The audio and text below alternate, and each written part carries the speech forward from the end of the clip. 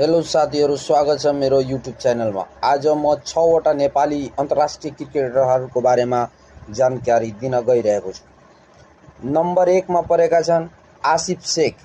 आसिफ शेख जुन right hand batting गर्छन्, opening गर्छन् नेपालको लागि। त्यस्तै नम्बर 2 मा छन् नेपालको महान अलराउन्डर दिपेन्द्र सिंह ऐरी। उहाँ राइट ह्यान्डेड ब्याटिङ गर्नुहुन्छ। त्यस्तै नम्बर 3 मा परेका छन् नेपालको मामा भनेर चिनिने कुशल बुर्तेल। कुशल बुर्तेल पनि राइट ह्यान्डेड ब्याटिङ गर्छन् र नेपालको लागि ओपनिङ पनि गर्ने गर्छन्। त्यस्तै 14औं नम्बरमा छन् नेपाली राष्ट्रिय क्रिकेट टिमका क्याप्टेन रोहित पौडेल।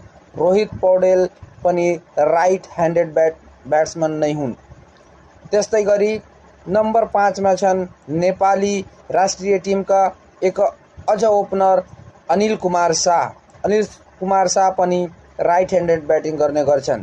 त्यस्तै गरी नम्बर 6 मा परेका छन् नेपालको महान स्पिन गेन्दबाज सन्दीप लामिछाने। हस्त साथीहरु, भिडियो राम्रो लाग्यो भने लाइक गर्नु, कमेन्ट गर्नु, शेयर गर्नु अनि च्यानललाई सब्स्क्राइब गर्नु। धन्यवाद।